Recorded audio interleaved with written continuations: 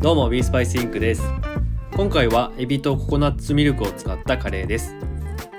この2つの組み合わせはタイ料理ではよく見かけるだけあって本当に相性がいいです。ココナッツミルクの優しい甘さとプリプリのエビの食感と旨味、そこにスパイシーさが重なってご飯がどんどん進む飽きのこない至極のレシピとなっています。そして今回久々にエビを使ってみましたが、やっぱりエビって美味しいですね。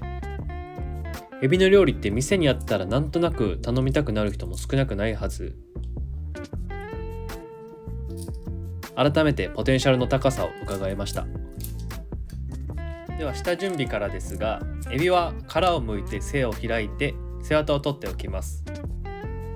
背を開いておくとソースによく絡みますし、食感もプリッとするので個人的に好きです。今回はスーパーによくあるバナメイエビを使っていますが、ブラックタイガーなどお好きなエビを使っていただいて大丈夫です。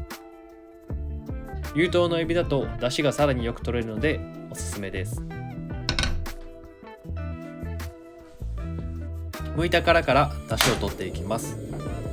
エビの身は煮込みすぎると食感が悪くなるのであまり長時間煮込まないのですが、それだと旨味がソースに移りにくいので、事前に作ったエビ出汁を使って旨味を補う作戦です。剥いた殻の背の部分をハサミで切って火が入りやすいようにしています。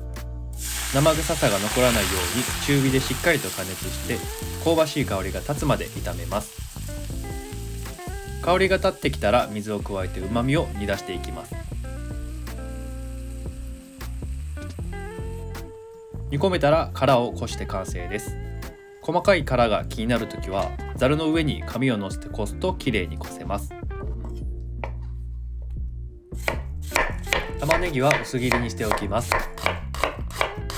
玉ねぎを切っていて涙が出てしまう場合は舌を出しながら切ると抑えられる説があるそうですが、本当でしょうか？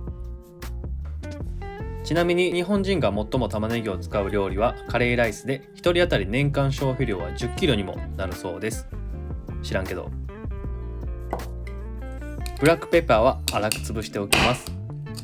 このパキッと潰れる感じ結構気持ちいいです。下準備が終わったので加熱調理に入ります。ホールスパイスを油で加熱します。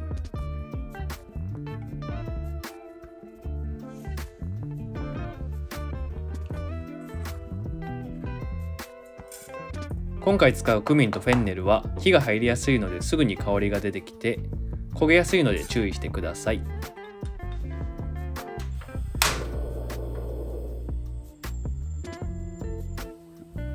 先ほど潰したブラックペッパーも加えておきます。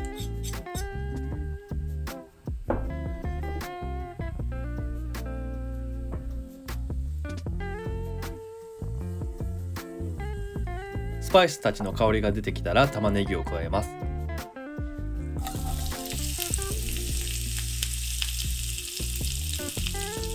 全体に油が馴染むように混ぜたらしっかりと飴色にしていきます。あまり触らずに焼き付けるようにすると素早く飴色になっていきます。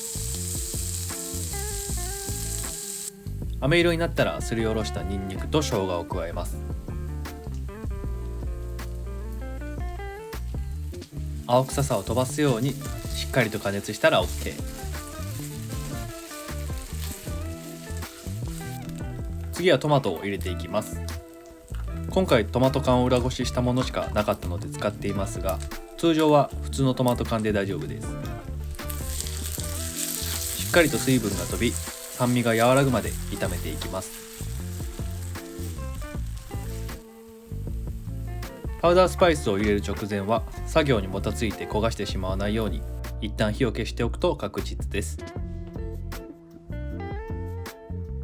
今回使っているスパイスはコリアンダー、ターメリック、カイエンペッパーとパプリカです。このタイミングで塩も一緒に入れて粉気がなくなるまで弱火で炒めていきます。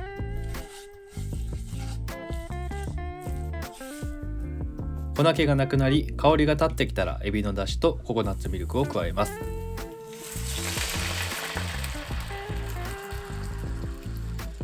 このエビ出汁はパスタでも味噌汁でもいろいろ使えますので、エビ料理を作る際はぜひ殻を捨てずに使ってみてほしいなと思います。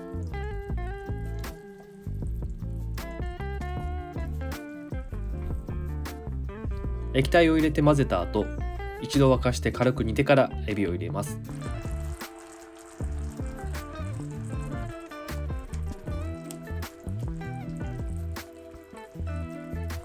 エビを入れたら火が入れば OK なので、3分ほど煮たら味見して塩で調味したら完成です。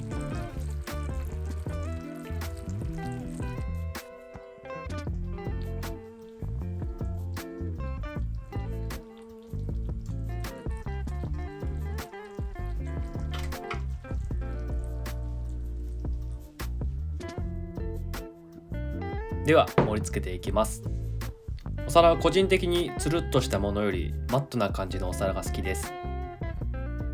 最近またお皿を買い集めたいなと思っているので、おすすめの食器屋さんがあれば教えてもらえれば嬉しいです。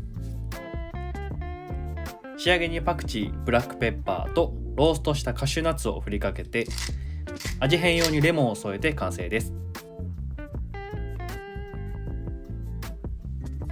いただきます。いや、これは本当に美味しかったです。ちゃんとエビの風味も効いているんですけど、身もしっかりとプリッとしていて、手間をかけて分けて調理した甲斐がありました。